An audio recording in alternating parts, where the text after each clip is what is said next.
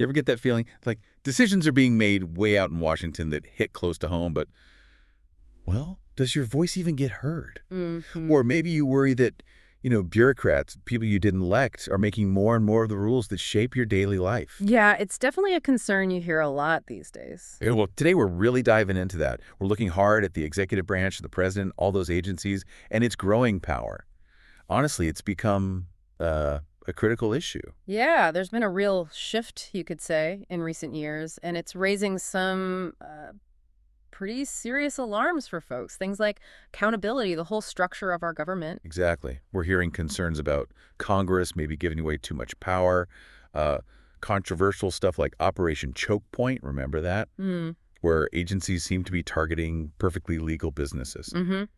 And then there are the ongoing battles over religious freedom, how that's interpreted, and states pushing back, trying to keep their own authority against federal overreach. These aren't just abstract legal debates either. They're affecting your business, maybe your freedoms, how you live your life. So our mission today is to kind of pull back the curtain. Right. We'll use insights from legal experts, look at some real-world examples, and try to make sense of what's really at stake for our constitutional republic. Okay, great. So let's start maybe with a foundational principle, the non-delegation doctrine. Yeah, that's key. It goes right back to the Constitution, Article 1, Section 1. Just It says all legislative powers are vested in Congress. Pretty direct language. all legislative powers. Yeah. So proponents of this doctrine, they argue that means what? Congress can't just hand off its job. Basically, yeah, they can't just give away their core lawmaking power to someone else, especially not the executive branch. And why is that so important? Separation of powers. Exactly. It's seen as indispensable to keeping the branches separate. The whole point is to avoid concentrating too much power in one place. You don't want one branch making the laws, enforcing them, and judging them. No, that sounds like a bad idea. Which brings us to accountability, right? Huge point. We made- If these agency officials who nobody elected are making major policy decisions, well, it weakens the people's constitutional choices. It makes your vote less meaningful. In a way, yes. It undermines your power to elect your lawmakers and the value of voting rights because these officials don't answer to you at the ballot box. Professor Philip Hamburger really focuses on that vesting language in the Constitution. Meaning Congress is given these powers, they're vested in Congress, they can't just, divest themselves of those powers or hand them over. They belong to Congress. Gotcha. So the doctrine is meant to stop what some call government by executive diktat. Right. That phrase refers to executive actions that have, let's say, dubious, if any, statutory authority. They're not clearly based on laws passed by Congress. And Professor Jennifer Mascott warns this could lead to, what, a president with almost total domestic power? That's her concern, yeah. That without real limits, you could see rapidly, wildly changing policies just based on who's in the White House. Imagine trying to run a business like that. Yeah, no kidding. And Hamburger points out that early on, most delegated rules were aimed at federal officials, like how to value things for taxes, not rules directly binding the public. Right, a different kind of regulation. But it's fair to say this isn't totally settled law, is it? No, not at all.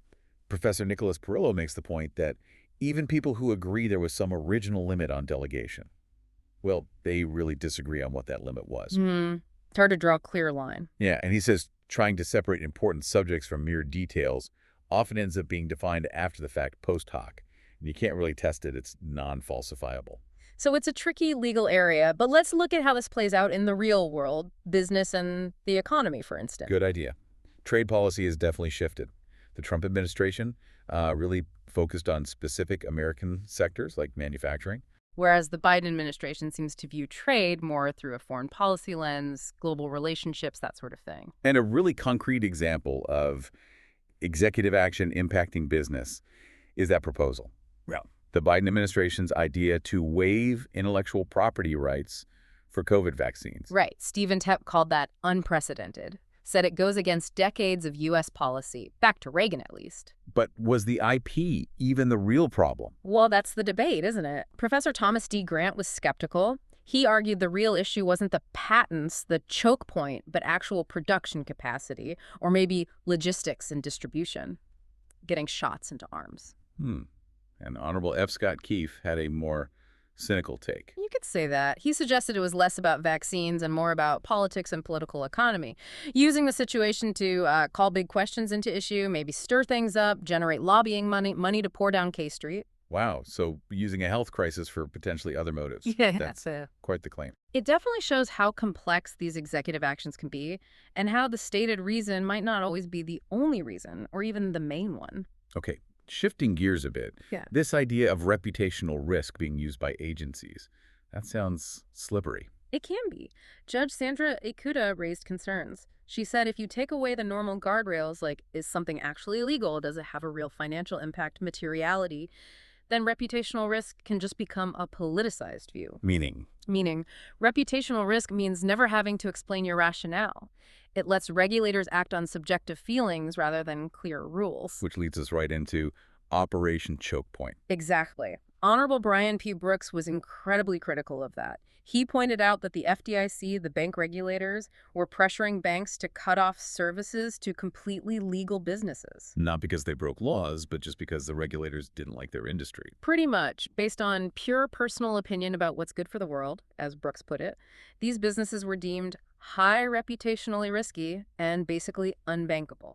What kinds of businesses are we talking about? Things like dating sites, pawn shops, fireworks sellers, tobacco retailers, ammunition dealers. A real mix. Wow. And Brooks made that point about gridlock, right? That sometimes Congress not acting is actually the point.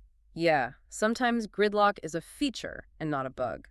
His argument was if Congress hasn't passed, say, stricter gun control laws, that's a Democratic outcome. Using banks to achieve that result anyway is an end run around Congress. It's executive overreach. And we're seeing similar pressures now with climate change. Seems like it. Professor Christina Perjean-Skinner notes this political pressure on financial regulators, like the Fed, to do things like impose climate stress tests on banks or other mandates. But are bank regulators the right people for that? Brooks argues no. He says they're ill-suited for these kinds of value-laden decisions. He thinks those big social policy choices belong with elected officials, not financial regulators. Okay, let's pivot to another really sensitive area. Fundamental rights, specifically religious liberty. The Trump administration's approach was pretty clear, wasn't it? According to Roger Severino, yes. He said they took a very firm stand for religious liberty, protecting both individual believers and religious organizations like churches and faith-based groups. How did they do that? What were the specific actions? Several things. They provided exemptions from things like the contraceptive mandate for groups like the Little Sisters of the Poor. They actively enforced the Weldon Amendment. That's the one about federal funds not going to states that discriminate against providers who won't do or refer for abortions. Okay. They also set up a specific Conscience and Religious Freedom Division within HHS, the health department, and issued guidance supporting prayer in public schools.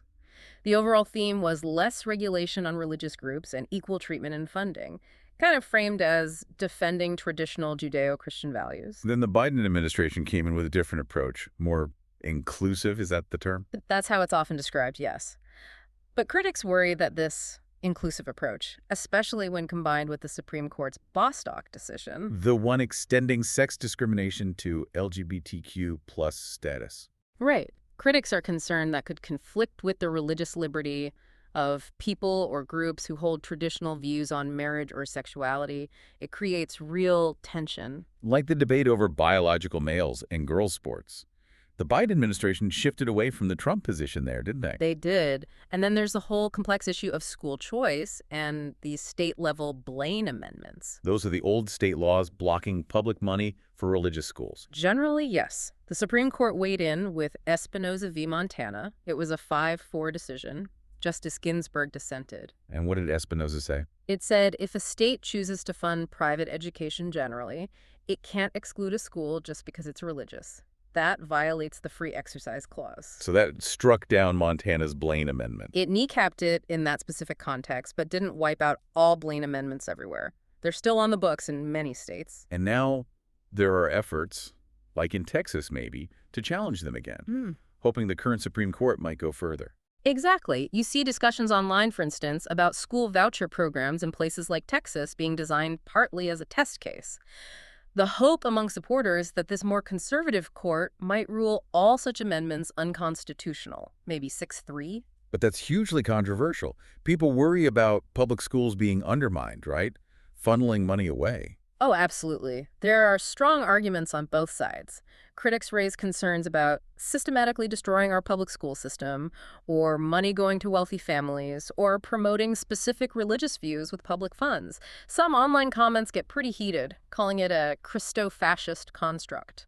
Meanwhile, Professor Daniel Mock is skeptical about the historical arguments for getting rid of Blaine amendments entirely, while Allison Ho hopes they might just be modified. It really shows how these executive and judicial actions intersect with deep divisions about education, religion, and the role of government. So if Congress is gridlocked and the executive is pushing boundaries, where does that leave the states? Are they pushing back? Definitely.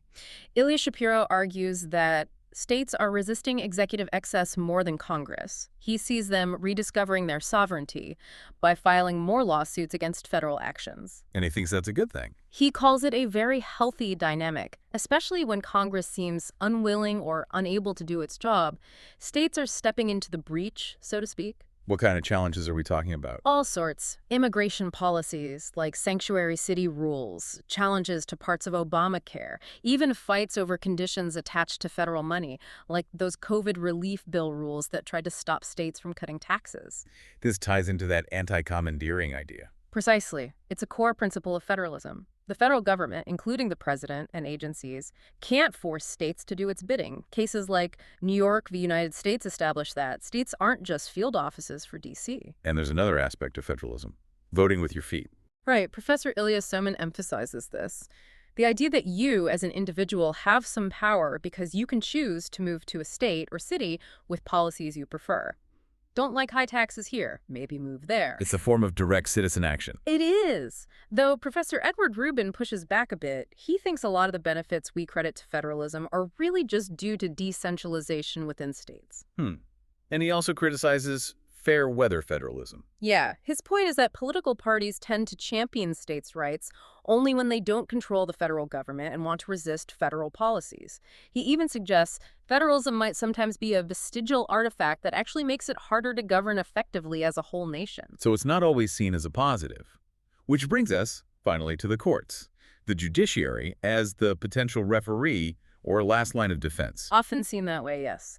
And judicial nominations are obviously crucial here. Kerry Severino noted President Biden started with over 100 vacancies to fill. And he's aiming for diversity, different backgrounds. That's the stated goal, yes. People of color and people with different kinds of backgrounds. Interestingly, Biden continued the practice of not giving the American Bar Association, the ABA, a special role in vetting nominees. That's right, which is something previous Republican administrations also did. Both sides have criticized the ABA for perceived partisan bias influencing its ratings of potential judges. So it's a rare point of process agreement. But the big flashpoint is court packing, isn't it? Absolutely. Kerry Severino calls that discussion a serious threat to the court.